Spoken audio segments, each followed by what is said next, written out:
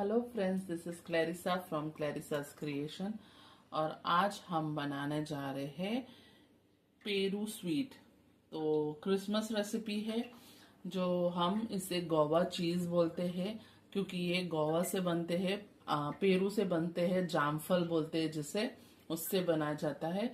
तो सबसे पहले मैं आपको बता देती हूँ कि हमने इसे क्या किया है। आप बोलोगे पेरू ये क्या किया है, तो जिसको जिसको नहीं पता है उनके लिए ये बता रही हूँ कि इसे मैंने बॉईल किया है। तो बॉईल करना जरूरी है ताकि इसकी जो सीड्स है, ये जो बीज है ना, ये पॉपअप हो जाएगी और ये फिर अलग हो जाएगा। और इसका जो अंदर का गुद्दा है वो हमें यूज करना है। और इसे जस्ट मैंने 10 to 15 मिनट्स के लिए बॉईल किया है और ये सेपरेट हो जाती है। हमें जब तक बॉईल करना है जब तक इसकी जो बीज है ये ऊपर पॉपअप हो जाए या निकल जाए। कभी कभी क्या होता है, आप बहुत ज्यादा पका हुआ ले लेते हो तो उसमें कीड़े होने के चांसेस होते।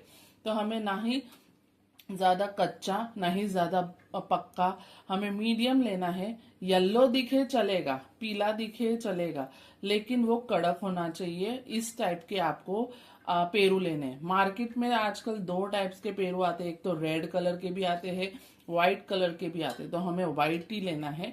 और उसमें भी दो वैरायटी आती है, एक तो देसी पेरू होते हैं जिसकी खुशबू पूरे घर में महक जाती है, आजू बाजू महक जाती है।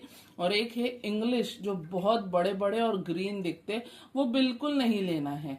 आप चाहो बना सकते हो, लेकिन उसका टेस्ट अच्छा नहीं रहता, उसकी स्मेल अच्छी नहीं लगती है और हमें तो बिल्कुल पसंद नहीं आती। हमें ये देसी वाला ही पसंद आता है। तो चलिए स्टार्ट करते हैं। सबसे पहले यहाँ पर मैंने 1 kg पेरू लिया है, जिसमें हम इतना साइज ले लेंगे, मिनिमम 7 से 8, या फिर वेट के ऊपर डिपेंड करता है। मैं बोलूंगी 7 से 8 और आपके वहां पर 5 बैठ रहे, तो फिर आप बोलोगे क्लैरिसा ने 7-8 बोले हैं और 5 है, तो ऐसा नहीं होना चाहिए। 1 किलो के क्वांटिटी के हिसाब से चल रहे हैं। तो मुझे जितने इसमें लगे हैं वो मिनिमम 7 to 8 मीडियम साइजेस के थे। तो उसका रेसिपी है और उसको मैंने 4 भाग में कट कर दिया। उसके आगे और पीछे का जो स्टिक्स पार्ट रहता है वो मैंने निकाल दिया था, अच्छे से वॉश कर लिया था। और उसके बाद कट करके उसको एक तपेले में डालकर, पानी उतना ही लेना है, उससे थोड़ा 1 इंच जितना ऊपर पानी लेके इसे ढक कर 10 से 15 मिनट के लिए आप बॉईल कर लो, या फिर जब तक आपकी जो बीज है वो ऊपर पॉपअप ना होती। तो यहाँ पर अभी ये गरम है और गरम में ही मैं स्टार्ट कर रही हूँ। मैंने कोई छिलका नहीं निकाला। आप चाहो तो निकाल सकते हो, बट एंड में हमको इसे छानना ही है, तो सब पीस जाता है और सब निकल जाता है। तो ये मैं इसका सिर्फ अंदर का गुद्दा अभी ले रही हूँ। तो इसमें ग्राइंडर के जार में मैं डायरेक्टली डाल रही हूँ। ऐसे करके मैं सारे निकाल लूंगी और फिर मैं आपको पीसते हुए बताती हूँ। तो अभी मैंने इतने लिए हैं, एक साथ नहीं लेंगे, नहीं तो ये बारीक नहीं पीसेगा। हमें बहुत बारीक पीसना है, एकदम स्मूथ पेस्ट जैसा। तो इसे मैं पीस लेती हूँ।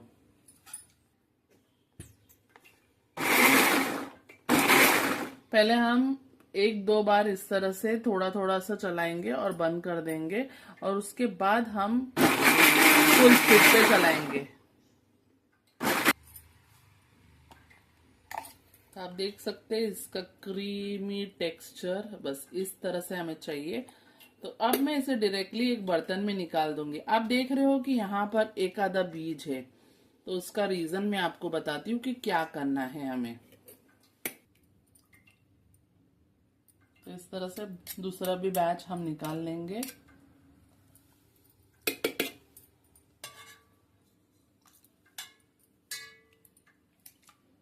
ये इजी मेथड है, क्योंकि गरम गरम रहता है तो पॉसिबल नहीं होता है हाथों से निकालना। आप चाहो तो ठंडा कर सकते हो, अगर आप फुर्सत से कर रहे हो, टाइम हो आपके पास। तो ये देखिए सीड्स है। अभी आप सोच रहे होगे ये सीड्स डिस्कार्ड करने हैं या फेंकने हैं, बिल्कुल नहीं। जिसे नहीं पता, मैंने पूरा पानी स्ट्रेन कर दिया है, फेंक दिया है और ये सीड्स इसमें निकाल दिया स्ट्रेनर में। मेन इंग्रेडिएंट्स यही है जिससे कि आपको गोवा चीज में जो खुशबू आती है, टेक्सचर मिलता है। और हमें लगता है कि यार जरा सा 1-2 स्पून निकलेगा, अभी आप देखो कितना सारा निकलेगा। तो यहाँ पर जितना भी पल्प है उसके अंदर मैं 2 to 3 टेबलस्पून वाटर यूज करूंगी और इसे ग्राइंड कैसे करते हैं वो दिखा रही हूँ आपको। तो इसे मैं जार में ट्रांसफर कर लेती हूँ।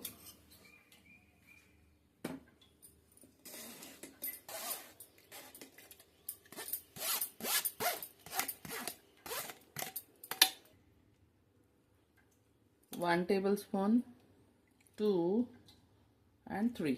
ज्यादा पानी नहीं करेंगे, फिर और ज्यादा बबल्स होते और ज्यादा बॉडी पे उड़ते। तो जितना कम वाटर यूज करो वो बेटर है। और अब इसे सिर्फ हमें पल्स मोड पे ग्राइंड करना है। सीड्स टूटना नहीं चाहिए, बिल्कुल भी नहीं, नहीं तो टेस्ट बिगड़ जाता है एकदम। कर कर कर कर दरदरा से हमें जब हम बाइट करते हैं तो वो फील होता है। हमें एक चीज की तरह गोवा चीज चाहिए जो मेल्ट हो जाए, तो उस तरह से हमें बनाना है। तो जस्ट पल्स मोड करके इसे इसका पल्प सेपरेट करेंगे। That's it. 1 2 3 हो गया। तो आप देख सकते हो कितना सारा पल्प रिलीज हो गया है एंड सीड्स एक भी नहीं टूटी है। ये देखिए पूरी की पूरी सीड्स आपको दिख रही है। तो ये रीजन है, आपको इस तरह से पल्प निकालना है। और अब इसे हम स्ट्रेन करेंगे।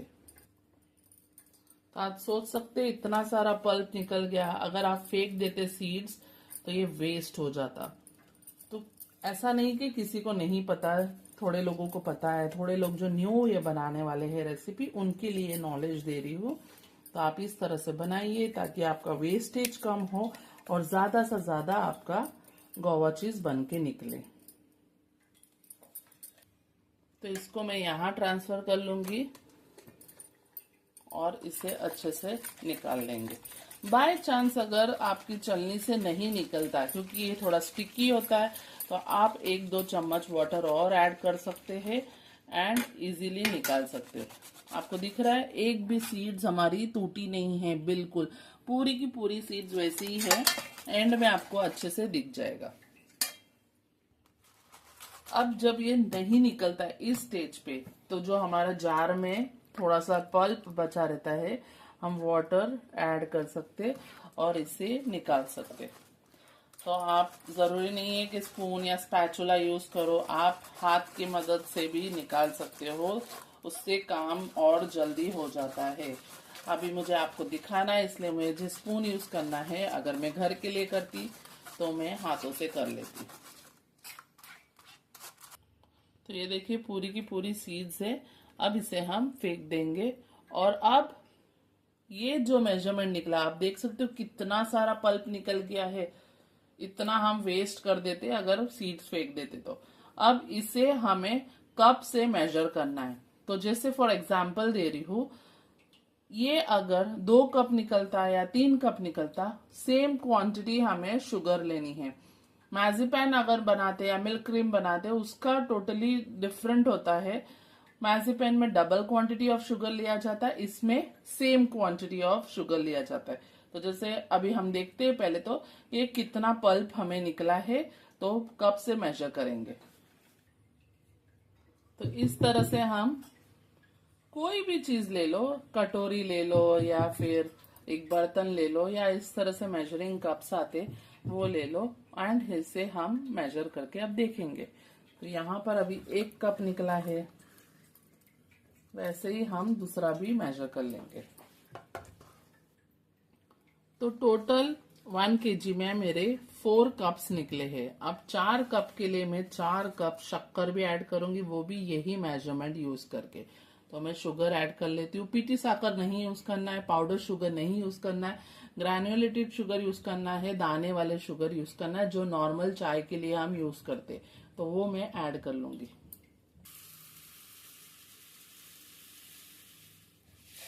तो ये हमारा 1 कप, और जो लगा है वो पहले हमें पूरा निकालना है। नहीं तो आप बोलोगे नहीं डायरेक्ट डायरेक्ट डालेंगे, नहीं, क्योंकि प्रॉपर मेजर होना बहुत जरूरी है।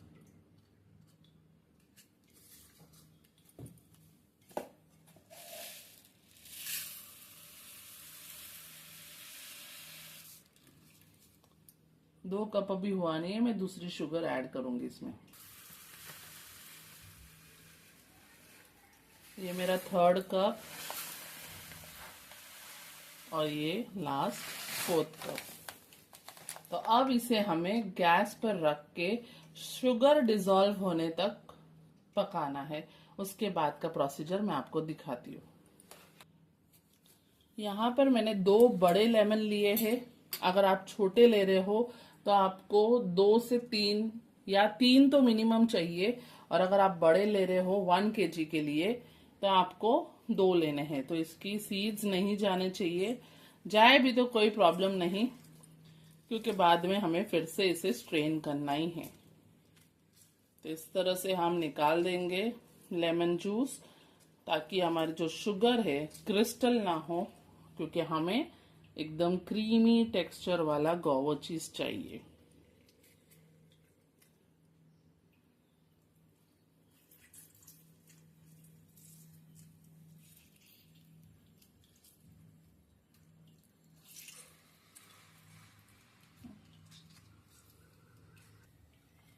तो मैंने गैस पे चला दिया है। अभी जस्ट हमें इसे डिसॉल्व करना है, कोई पकाना नहीं है, बस शुगर मेल्ट हो जाए, बस उतना। तो इस तरह से मैं डीप पिंक कलर यूज कर रही हूँ। यूजुअली लोग इसे नॉर्मल जो इसका ओरिजिनल कलर रहता है वो भी रखते हैं, पिंक कलर ऐड करते हैं तो ये कन्वर्ट हो जाता है जैसे जैसे कुकिंग प्रोसीजर होता है। रेड कलर यूज किया जाता है, लाइट ग्रीन कलर यूज किया जाता है, फिर वो धीरे धीरे पकते पकते डार्क हो जाता है। तो इस तरह से मैं इसमें पिंक कलर ऐड कर रही हूँ, फ्यू ड्रॉप्स। बाद में मुझे लगा कि मुझे और थोड़ा डार्क कलर चाहिए तो मैं ऐड कर सकती हूँ, और नहीं लगा तो नहीं करूंगी। तो जेल कलर यूज कर रही हूँ 1, 2 और 3, और इसे मिक्स कर लेंगे। आप देख रहे हो कितना बबल्स होने लग गया अभी से ही। तो इसके लिए आपको बड़ा लैडल जैसा एक स्पून चाहिए या डंडा चाहिए, जिसकी मदद से आप इसे अच्छे से घुमा लो। तो बस हमें इसे मेल्ट करना है शुगर को, और इसे ट्रांसफर करेंगे दूसरी कढ़ाई में। तो आप देख सकते हैं शुगर अच्छे से मेल्ट हो गई है। मैं गैस की फ्लेम ऑफ कर रही हूँ। अगर आपको कलर लाइट लगता है तो आप और ऐड कर सकते हो, या पिंक 3-4 ड्रॉप्स डाल के एक रेड ड्रॉप भी डाल सकते हो। तो इस तरह से किया जा सकता है। अब इसे हम स्ट्रेन कर लेंगे। तो सेम चलनी में यूज कर रही हूँ। रीजन बताती हूँ आपको क्यों चेन हमें स्ट्रेन करना है। तो इस तरह से हम निकाल देंगे, और ये अब हमारा फाइनल है। इसके बाद हमें इसे गैस पे रख के पकाना स्टार्ट करना है। लो टू मीडियम फ्लेम या मीडियम टू हाई फ्लेम आपके ऊपर है, क्योंकि ये बॉडी पे रोड़ कर आता है। इसे कंटिन्यूसली चलाना है, बिल्कुल भी स्टॉप नहीं करना है, नहीं तो बबल्स फॉर्म होके डायरेक्टली हमारे हाथ या मुंह पर आके हम जलने की क्षमता होती है इसमें बहुत। तो इसे निकाल देंगे अच्छे से।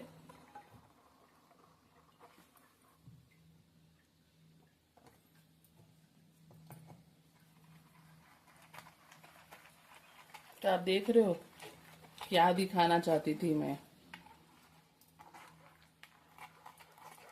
ये रीजन है कि शुगर के बाद भी हमें एक बार स्ट्रेन करना बहुत जरूरी है, क्योंकि आप देख रहे हो पहले तो हमें एक भी सीड्स नहीं दिख रही थी, और अब देखो कितनी सारी सीड्स भी आ गई, फिर लेमन की सीड्स भी आ गई, फिर पेरू का जो स्किन था वो भी है इधर। तो इस तरह से एक स्मूथ टेक्सचर चाहिए। तो बहुत इम्पोर्टेंट है ये सब ध्यान रखना और बनाना।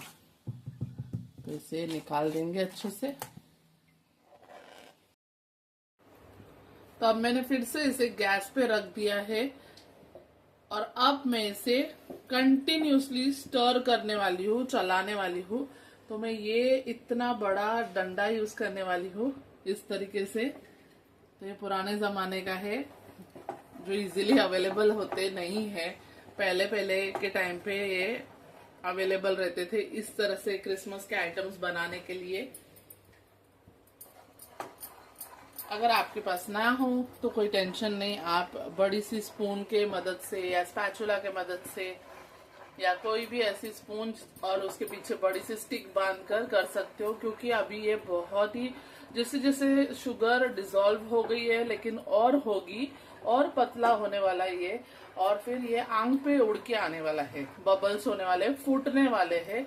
तो बहुत ध्यान से हमें करना है, चलाते रहना है। जैसे अगर हम लोग ने रोक दिया इसे चलाना, तो और हीट की वजह से उड़ने लग जाएगा।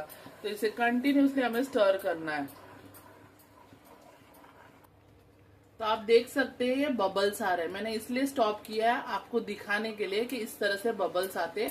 तो ध्यान से इसे कंटिन्यूसली हमें चलाते रहना है। इसलिए आप कोई भी डीप बॉटम और थिक वेसल लो, या तो नॉनस्टिक पैन लो। ये मेरा नॉनस्टिक नहीं है एक्चुअली, बट ये बहुत थिक है और मैं इसे कंटिन्यूसली स्टर कर रही हूँ। तो चिटकने का या चिपक कर जलने का कोई ये टेंशन नहीं है। बट अगर आप नॉनस्टिक नहीं ले रहे हो, नॉर्मल तपेला ले रहे हो, स्टील का, एल्यूमिनियम का, तो आपको सावधानी रखनी है और ध्यान से चलाते रहना है। तो आप देख सकते हो जैसे जैसे इसकी हीट बढ़ती जा रही है, गर्म होता जा रहा है, कितना बबल्स आ रहे हैं। यहाँ पर भी ये उड़ के आ रहा है।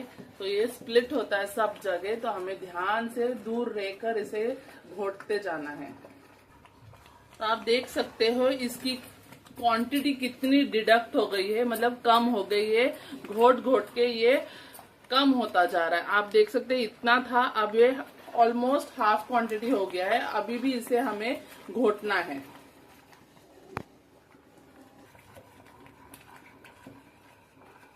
और आप देख सकते हैं अब धीरे धीरे ये साइड के कॉर्नर्स छूट रहा है, एक एक एक एक एक, एक। अभी टाइम लगेगा, अभी बहुत गीला है, क्योंकि अभी हम लोग ने निकाल दिया ना तो ये बिल्कुल सेट नहीं होगा। इसलिए हैव पेशेंस और इसे घुमाते रहिए जब तक मैं इसे बताऊंगी। एक टेस्टिंग चीज होता है जिससे हमें टेस्ट करना है कि ये जम रहा है या नहीं जम रहा है। किस तरह से टेस्ट करना है वो भी आपको बताऊंगी, तो बने रहिए। तो यहाँ पर बाय द टाइम जब तक हमारा ये हो रहा है, मैंने एक 12 बाय 12 इंच की टिन को ग्रीस कर लिया है। अब आपके ऊपर है कि आपका जो बैटर है वो कितना बन रहा है, ज्यादा है, कम है, उसके हिसाब से आपको प्लेट में भी आप डाल सकते हो। ऐसा नहीं है कि आपको टिन ही चाहिए। आप कोई भी एल्यूमिनियम की प्लेट या स्टील की प्लेट हो उसमें भी सेट कर सकते हो। घी लगाकर, बटर लगाकर, जो लगाना है आपको कर कर आपको रेडी रखने का है। क्योंकि आप देख रहे हो धीरे धीरे इसके जो साइड कॉर्नर्स है वो छूटते जा रहे हैं। तो अब ये ऑलमोस्ट 5 से 10 मिनट और लेगा और ये हमारा रेडी हो जाएगा। तो आप देख सकते हैं कि बहुत सारे कॉर्नर्स साइड के छूट रहे। अब इसमें हम डालेंगे 1 स्पून बटर, ताकि वो ग्लॉसी लुक आए, शाइनिंग हो। इसके लिए आप घी भी डाल सकते हो, आपको जो कंफर्टेबल लगे आप वो ऐड कर सकते हो। तो आप देख सकते हैं इसकी कंसिस्टेंसी कितनी थिक हो गई है। ये देखिए, ये गिर रहा नहीं है, एकदम रुक रुक के गिरेगा। तो अब इसे हम, एक ये तरीका है चेक करने का, आप देख सकते हो इस तरह से मैं हटा रही हूँ तो एक साथ ये हट रहा है, दिख रहा है आपको। ये दूसरा तरीका है। और थर्ड है, थोड़ा सा हम स्पून में लेंगे चेक करने के लिए, और इस तरह से एक पानी के बाउल में हम 1-2 सेकंड के लिए इसे छोड़ देंगे। पहले तो ये स्प्रेड नहीं हो रहा है बिल्कुल भी, इसका मतलब ये थोड़ा सेट है। लेकिन अब हमें देखना है इसका बॉल, सॉफ्ट बॉल बन रहा है या नहीं। अगर बन जाता है तो ये सेट है। तो हम चेक कर लेंगे। ये देखिए इस तरह से आप देख रहे हो एकदम सॉफ्ट बॉल है, बिल्कुल भी मेरे हाथों में चिपका नहीं है। दैट मीन्स ये डन है। अब मैं इसे एक बार चला लेती हूँ और इसे फटाफट हम खाली कर लेंगे। आप देख रहे हो मैं जैसे जैसे इसको घुमा रही हूँ ये पूरा का पूरा साइड होता जा रहा है, कभी लेफ्ट कभी राइट। तो ये हो गया है, मैं फ्लेम बंद कर रही हूँ। तो इस तरह से मैं ये पूरा देखिए इस तरह से फटाफट डालेंगे इसको। तो अब इसको डाल दिया, फटाफट मैं इसको डिप करूंगी घी के इसमें, और इसे हल्के हाथ से इस तरह से पहले तो फैला लेंगे और बाद में हम उसे प्रॉपरली फिनिशिंग देंगे। ध्यान से, ट्रे बहुत गर्म हो जाती है, इवनली आप ये करिए, कहीं पर पतला कहीं पर मोटा ना रखिए, और इसे फैन के नीचे नॉर्मल रूम टेम्परेचर पर ड्राई होने के लिए और सेट होने के लिए रख दो। और इस तरह से फैलाने के बाद आप हल्का, एकदम प्रेस करके नहीं, हल्के हाथ से आप इस तरह से उसे प्रॉपर फिनिशिंग दे दो। तो आप देख सकते हैं ये प्रॉपरली सेट हो गया है। टैप कर लो एक दो बार, दैट्स इट। और ये अब जब ठंडा हो जाएगा, सेट हो जाएगा, तब हम इसकी कटिंग आपके साथ शेयर करेंगे।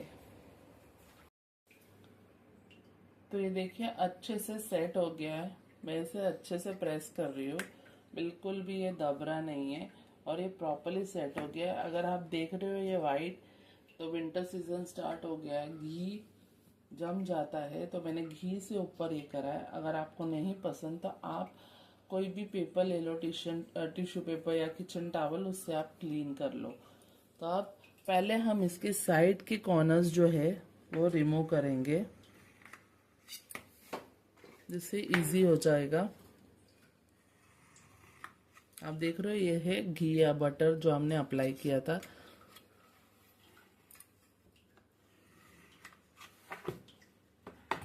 इसे हम अभी बाहर निकालेंगे और फिर इसे हम कट करेंगे एक एक करके।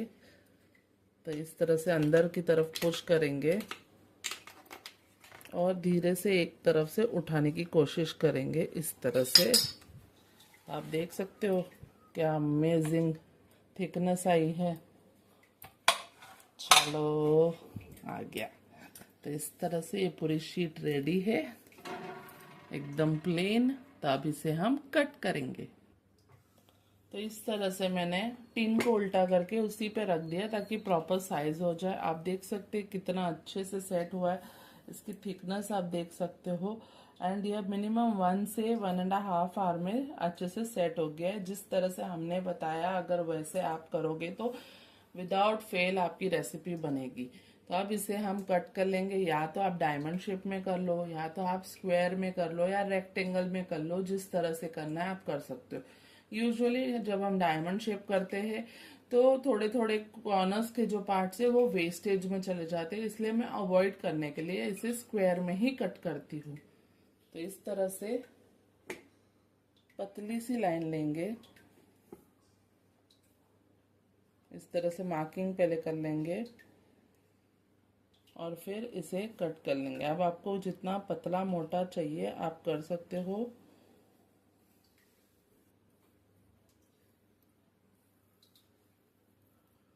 तो ये देखिए प्रॉपर एकदम। तो अब इसे हम जो भी जितने भी साइज में कट करना है आप कट कर सकते हो। तो मैं कट कर लेती हूँ। तो ये शेप भी मैं बता देती हूँ किस तरह से मैंने किया है। एक पतली स्ट्रिप लेनी है, उसका ये जो कॉर्नर है थोड़ा सा हम कट कर लेंगे और अंदाजन से आपको इस तरह से शेप देना है। तो ये हो गया आपका डायमंड शेप। और अगर आपको सेम साइज चाहिए तो इस तरह से रखते जाओ और इसको कट करते जाओ। आप देख सकते हो कितने अच्छे से हमारा कटिंग हो रहा है, जरा भी प्रेशर नहीं लगाना पड़ रहा है, एकदम हल्के से वो एंटर हो रहा है एंड कट हो रहा है। एंड देखिए कितना परफेक्ट साइज निकल रहा है। तो इस तरह से मैं कट कर लूंगी सब। तो आप देख सकते हैं हमने प्रॉपरली एकदम इस तरह से ही, मेरे बेटे ने बोला शेप कर ले मम्मी, इसलिए मैंने ये शेप कर लिया, स्क्वायर नहीं किया। बट आप देख सकते हैं बहुत ही लिमिटेड हम लोग कोशिश कर रहे हैं, बस अभी तक इतना ही वेस्टेज हुआ। वेस्टेज यहाँ मतलब थोड़ा सा शेप चेंजेस होता है, जो कॉर्नर्स और साइड कॉर्नर्स के निकाले जाते हैं ये हम खा सकते हैं फटाफट, लेकिन ये हम सेलिंग के लिए यूज करने वाले हैं। तो यहाँ पर परफेक्ट रेसिपी के साथ हमारा गोवा चीज बन के रेडी हो गई। आप देख सकते हो एवरी कॉर्नर्स इसकी प्रॉपर फिनिशिंग है। अभी ये हाफ ही क्वांटिटी कट हुई है, आधी क्वांटिटी बाकी है मेरी। मैं थोड़ी देर के बाद कट करूंगी, लेकिन हम वीडियो को लॉन्ग नहीं करेंगे और इसलिए वाइंड अप कर रहे हैं। आई होप आपको ये रेसिपी हमारी पसंद आई होगी। हमें कमेंट सेक्शन में प्लीज बताइएगा कि आपको ये कैसी लगी एंड आप बना पाए या नहीं बना पाए। And please like and subscribe our channel. Thank you so much for watching us. Have a good day.